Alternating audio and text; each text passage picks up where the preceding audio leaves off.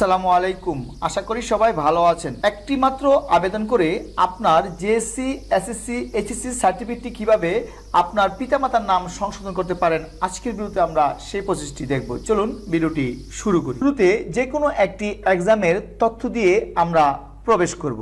আপনি ইচ্ছে করলে আপনি জেএসসি তথ্য দিয়েও প্রবেশ করতে পারেন অথবা এসএসসির তথ্য দিয়েও আপনি প্রবেশ করতে পারেন। আমি শুরুতে এসএসসির তথ্য দিয়ে প্রবেশ করব। এসএসসির তথ্যগুলো দেওয়া হয়ে গেলে আপনি ফাইন্ড বাটনে গিয়ে ক্লিক করবেন। ফাইন্ডে ক্লিক করার পর নিচের অপশনগুলো চলে আসবে, জেএসসি, এসএসসি, এইচএসসি। এখন যেহেতু আমি এসএসসির তথ্য দিয়ে আমি ঢুকেছি, ফাইন্ডে ক্লিক করেছি, সেজন্য এসএসসির তথ্যগুলো এখানে চলে এসেছে। সার্টিফিকেটটি দেখে এখানে সেশনটি ঠিক করে দিতে হবে। সেশনটি দেওয়া হয়ে গেলে আপনি উপরে অপশনটি পাবেন যে জেএসসি। আমি এখন জেএসসিতে ক্লিক করব। ক্লিক করার পর বলছে যে জেএসসি ইনফরমেশন। আমার জেএসসি ইনফরমেশনটি টোটালি কমপ্লিট করে দিতে হবে। জেএসসির ইনফরমেশনটি দেওয়া হয়ে গেলে আপনি আরেকটি ডান পাশে অপশন পাবেন এইচএসসি। আপনি এখানে এই বক্সে গিয়ে এইচএসসিতে ক্লিক করবেন।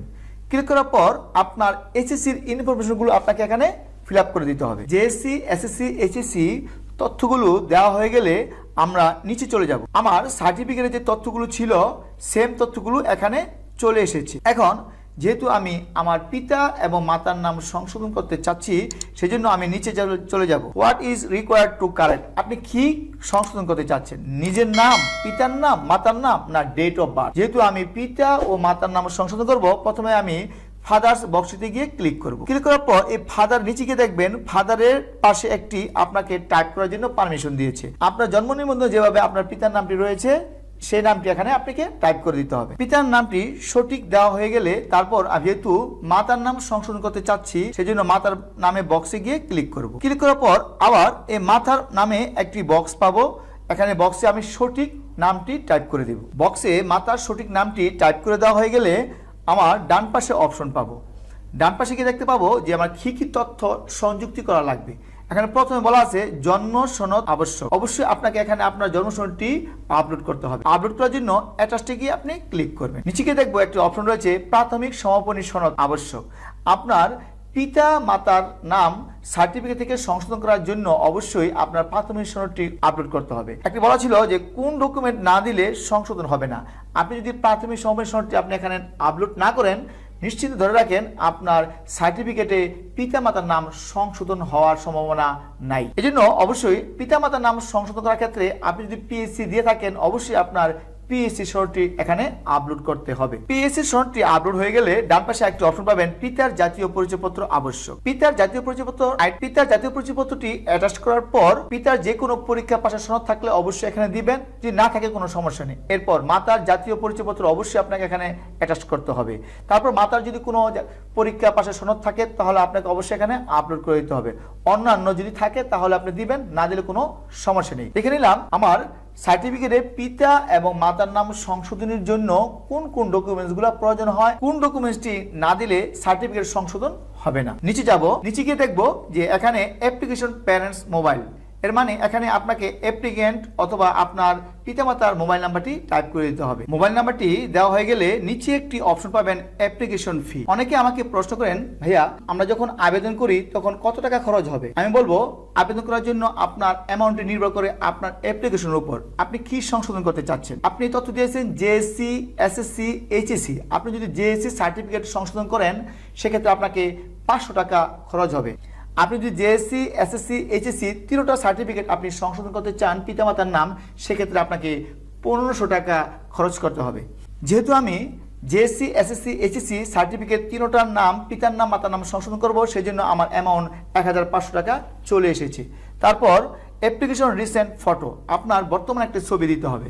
হ্যাঁ, ছবিটি অ্যাটাচ করা হয়ে গেলে নিচে গিয়ে একটি অপশন পাবেন কেস অফ কারেকশন। এখানে যদি আমি একটা ক্লিক করি, সিলেক্টে গিয়ে ক্লিক করি, দেখতে পাবো বানান ভুল, পদবী ভুল, আক্ষরিক ভুল, শব্দ সংযোজন বিয়োজন, জন্ম তারিখ ভুল। যেহেতু আমার পিতা মাতার নামে আমি শব্দ সংযোজন বিয়োজন মানে শব্দ অ্যাড করতে চাচ্ছি, কিছু শব্দ বাদ দিতে চাচ্ছি, সেজন্য হবে শব্দ সংযোজন বিয়োজন। শব্দ সংযোজন বিয়োজনে ক্লিক করার পর নিচে গিয়ে দেখতে পাবো যে একটি বক্স রয়েছে। বক্সে আমি এই মর্মে প্রত্যয়ন করছি যে আবেদনে বর্ণিত সকল তথ্য সঠিক আছে, কোনো ভুল বা অসম্পূর্ণ তথ্যের জন্য আবেদনটি বাতিল হলে বোর্ড কর্তৃপক্ষ দায়ী থাকবে না। এখানে আমি শর্ততে একমত, এই জন্য বক্সে ক্লিক করব। বক্সে ক্লিক করে আমি এখন সাবমিটে ক্লিক করব। সাবমিটে ক্লিক করার পর আমার আবেদনটি আমার শিক্ষা বোর্ডে জমা হয়েছে। উপরে গিয়ে অপশন পাবো ব্যাক, প্রিন্ট, সোনালী সেবা, প্রিন্ট অর্ডার। এখন আমি যদি এখানে প্রিন্ট দিই, প্রিন্ট দিলে আমি ক্লিক করলে আমার এই পেজটি প্রিন্ট হয়ে যাবে। নিচে একটি শর্ত পাবো, সোনালী স্লিপ প্রিন্ট করে 7 দিনের মধ্যে সোনালী ব্যাংকে পেমেন্ট করুন, অথবা অন্যথায় 7 দিনের মধ্যে পেমেন্ট না করলে আপনার আবেদনটি সক্রিয়ভাবে বাতিল হয়ে যাবে। এখন আমার আবেদন ফিটি, সরকারি আবেদন ফিটি পেমেন্ট করা লাগবে, সেজন্য আমি সোনালী স্লিপে গিয়ে ক্লিক করব। সোনালী ব্যাংক পিএলসি লিঙ্কটি চলে এসেছে। তারপর আমি এখানে ক্লিক করব মোবাইল ব্যাংকিং, এখানে গিয়ে ক্লিক করব। ক্লিক করার পর নিচে গিয়ে দেখতে পাবো অনেকগুলো মোবাইল ব্যাংকিং রয়েছে, নগদ, রকেট, বিকাশ, উপায়। আপনার যে কোনো একটি মাধ্যমে আপনি ফিটি পরিশোধ করতে পারেন। যেহেতু আমি বিকাশে পরিশোধ করবো, সেই জন্য আমি বিকাশে গিয়ে ক্লিক করছি। তারপর আমার অ্যামাউন্টটি চলে এসেছে 1500 টাকার সাথে, আর প্রসেসিং ফি 9 টাকা, টোটাল 1509 টাকা আমার কমপ্লিট করতে হবে।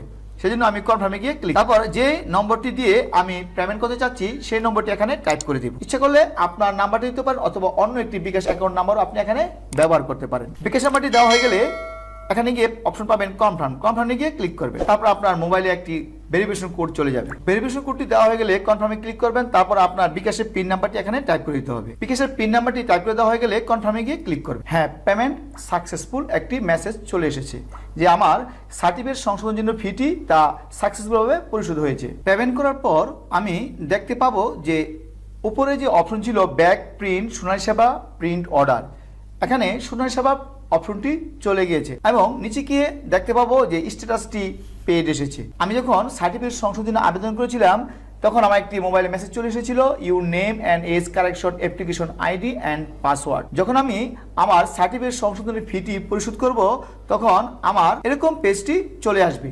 ব্যাক, প্রিন্ট এবং সোনালী সেবা অপশনটি চলে যাবে এবং প্রিন্ট অর্ডার অপশনটি এখানে ইনঅ্যাক্টিভ থাকবে।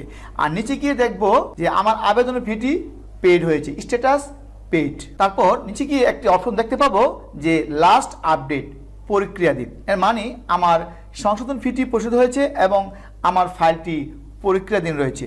কিছুদিন অপেক্ষা করব, অপেক্ষা করে দেখব বোর্ড থেকে একটি মেসেজ চলে এসেছে। যখন আপনার বোর্ড থেকে একটি মেসেজ চলে আসবে, you name and age correction application ID and password has been completed, তখন বুঝে নেবেন যে আপনার পিতামাতার নামটি সংশোধন হয়েছে। তখন আপনি যদি তখন গিয়ে আপনার যখন আপনি ইউজার আইডি পাসওয়ার্ড দিয়ে আপনি যখন প্রবেশ করবেন তখন দেখতে পাবেন এই অপশনটি অলরেডি চলে আসে, ব্যাক, প্রিন্ট, প্রিন্ট অর্ডার। আগে প্রিন্ট অর্ডার অপশনটি ইনঅ্যাক্টিভ ছিল, এখন অ্যাক্টিভ হয়েছে এবং প্রিন্ট অপশনটি চলে এসেছে।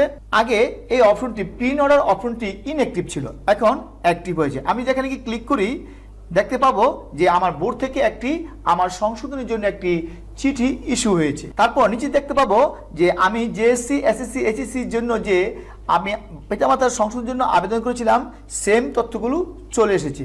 এরপর আরেকটি অপশন পাবেন অ্যাপ্লাই ফর ডকুমেন্ট। আপনার যখন এই মেসেজটি আসবে, you name and age correction application has been completed, তখন আপনি এই অপশনটি খুঁজে পাবেন apply for document. Apply for document অপশনটি অ্যাক্টিভ হবে কখন? যখন আপনার আবেদনটি অ্যাপ্রুভাল হবে এবং নিচে গিয়ে দেখতে পাবেন যে আপনার ভুল তথ্য এবং সঠিক তথ্য। এখন নিচে গিয়ে যদি আপনি দেখেন যে আপনার প্রিন্ট অর্ডার অপশনটি চলে এসেছে আর প্রিন্ট অর্ডার অপশনটি চলে এসেছে, প্রক্রিয়াধীন থাকা অবস্থায় আপনার কাজটি কমপ্লিট হবে না, আপনি ফ্রেশ কপির জন্য আবেদন করতে পারবেন না।